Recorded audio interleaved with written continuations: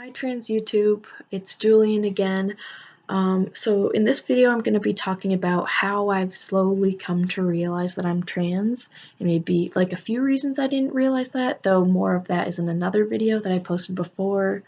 Yeah, this is going to be kind of long. This might be multiple parts because I could summarize it really neatly and cleanly, but I don't want to spare a lot of details because I know that as I've watched a bunch of trans videos, I've been really looking for the little details to see any little detail that might relate to my experience as like confirmation of like, am I trans? So I really want to put it all out there so that people have every opportunity to find at least one thing that they connect with to validate their identity. Okay, so I'll get started. So I will say one thing is, this is not the first thing that has taken me a long time to realize. Like, it took me several years to like kind of realize and come to terms with being bisexual or pansexual. A lot of inner homophobia and everything.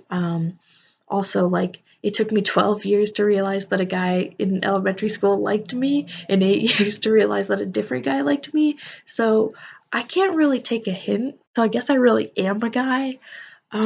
Also, just like a lot of my thoughts come to me as like visceral feelings, not actually like words or ideas. It's just like, I feel this way, and I have to work to decode it.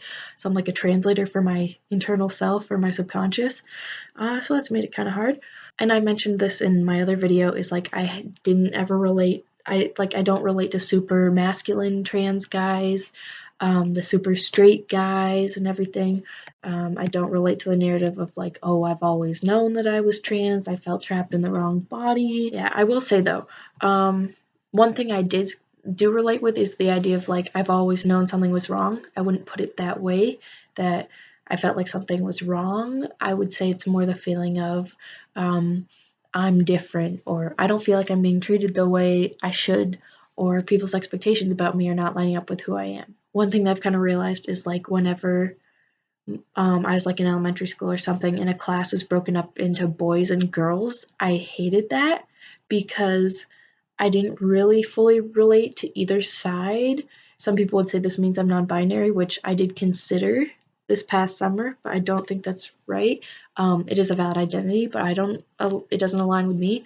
But I think what it is I didn't ever fully relate with the girls, and then with the boys, it's like when you're that young, everyone's trying to form their ideas of gender. So like at that point, it's a very rough and tumble, super masculine idea of what it means to be a boy. So I didn't really like that. Let's see. I also just didn't think that much about my gender growing up. I will say I did form very rigid gender categorizations, and this is like all from the media and the trash that surrounds us and the toxic air that we breathe in. But I felt strongly that women should only wear dresses and have long hair. This came from a lot of princess movies. I also thought it was attractive for a woman to be weak and to faint and to be saved by a man. And I didn't understand that male harassment was bad, because it's like affectionate attention, which, I think we've seen in a bunch of Disney movies where it's like, oh, this guy is really in love with this girl, but she doesn't really like him, but we don't hate that character. He's okay, he's a good guy. Anyways, I was very indoctrinated. I don't know how much that has to relate with everything, but I thought I should mention it. I again mentioned this in my other video, I didn't get to experiment with like short hair for a long time because my mom really didn't want me to cut it. So I didn't get to experiment with that until I was a freshman in high school. I got it cut, loved it, felt great. I also think it's very indicative that like I've never had a rebellious phase. Like, yes, in middle school there were times when I was like an entitled brat, but like I never did something funky with my appearance or experimented with anything. So I think it just kind of shows that like I haven't been fully in touch with my real self. Like I'm quite emo or gothic inside. Like I would say I'm a relatively bright, sunny person. I try to stay optimistic, but I am very goth. I love goth music. I love creepy art. I love scary movies, all that stuff. And I just haven't shown it. But now it's like, this is the shortest I've cut my hair. I dyed it dark brown, almost black. Maybe I'll do black next time. I have Ravenclaw earrings. I'm considering the lip piercing. So it's like I think I'm also just at a point where I'm more confident and cool with being myself. So I think that has a lot to do with like expressing your gender identity and how you present yourself. So if I haven't even been comfortable just presenting different parts of my personality, like my gothness, then I'm probably not going to be comfortable, showing other parts of me, other aspects of my personality. So now I will start, I guess, with that, like clearly with the realization process, like when it first started.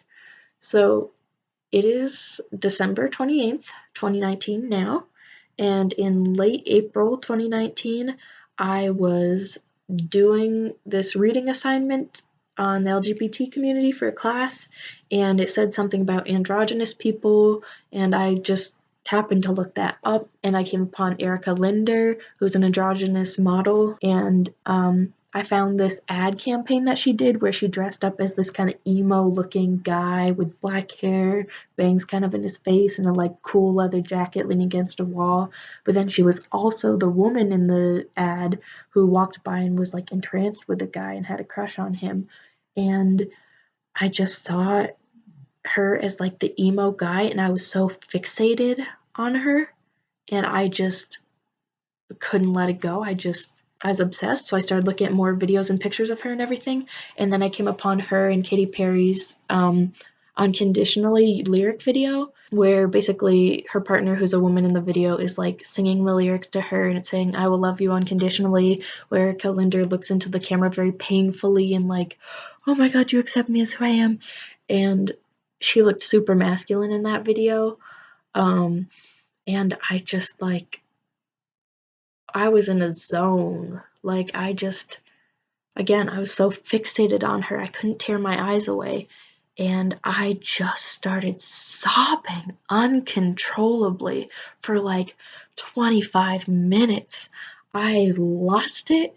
I felt super mentally unstable. Like, one of the top 5 times I felt that mentally unstable in my life. It was crazy. I would have called my university's crisis line, but I didn't know that it was 24/7, so I thought that they weren't there because it was like 4 a.m. in the morning.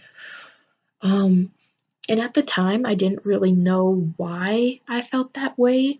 Part of it was I thought because I had struggled a lot with like, I'm attracted to men and women and non-binary people, but I was like worried about like being intimate with a man. I wasn't sure that was something I wanted to do. So I was like, oh my gosh, so maybe I am fixated on her because this is someone who looks and kind of presents like a man, but they're not fully a man. So I could date someone who looks like a man who's not a man. And so I was really worried about that. So like I think maybe there was a bit of that was reassuring to me in that sense, but I think I knew at the time that that was sort of a shallow explanation and that that wasn't the full picture.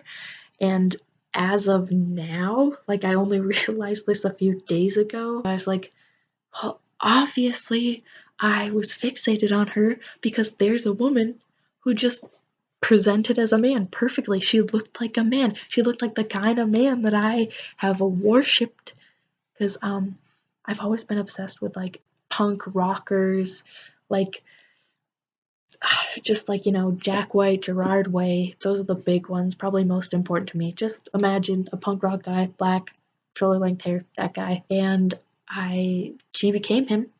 So that showed me a pathway, and she just looks super masculine. And I think it was just like a little click in my head. Like I never realized that that was something that I wanted or that it was possible. I think that that's what that meant. And I tried working through that with counselors and everything. And I knew that that was something up that my subconscious was screaming, and I didn't know what it was screaming. So that's why I've been on this path to figuring out I'm trans. And I felt kind of the same way with Shane from the L Word, because once I discovered her, like I became kind of obsessed with her and I wasn't sure why.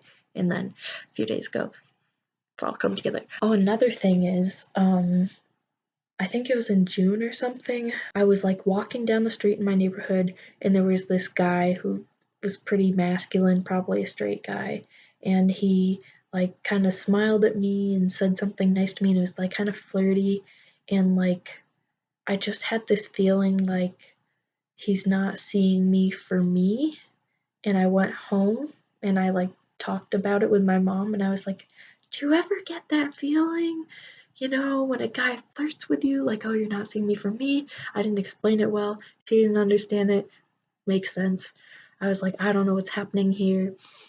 So I brought it up with a counselor that I had in July, and they were just like, well, is this a question of, is he not seeing you for your common humanity, or is he not seeing you for your gender, or that he doesn't know that you're bi, like he's not seeing your correct orientation? And I had to think about that a lot. And like, I think part of it is like, I thought that he was seeing me in the way that I would see the women that I'm attracted to. So it's like he was seeing me as I would see someone who's the object of my affection. So honestly, a lot of debate about this is, I think part of it is the gender identity, because he probably assumed I was just some like straight girl. And then it's also gender. Like, I feel like he's a straight guy looking at a bi man, and I'm kind of thinking, why are you attracted to me? Because he wouldn't normally, a straight man would not be attracted to a bi man. So that took a lot of internal debate and pondering. Also, just another thing that I've thought about before too is like, if I'm in a relationship with like a straight guy, like I always felt like there'd be something off balance in the relationship. Like, he wouldn't, like, I personally feel like I'm like, this is how one of my counselors put it, like I'm the relationship manager, like the go-getter, the person who organizes trips and like books reservations at a restaurant, and like, I don't know, not that I'm bossy, but just that like I have things together, I'm very organized, and then the other person kind of tags along, or you know, they give their input. Like, it's an equal relationship, but that I'm just the person who takes charge. And that's not necessarily gendered. That can go either way, but it's like, I felt like if I was in a relationship with a straight man, that maybe he would try to take more of that role, but then also that he would just like think that he was the only male role in the relationship, because I think it's not just the managerial role, it's like the male traditional gender role too. And I feel like I fulfill that. So if a guy's with me and he thinks that I'm a woman, but just like he's not seeing me for me, it's not going to be an authentic relationship. I just don't think that he's not seeing me for who I am in my role. I also like have clarified that more within the past few days.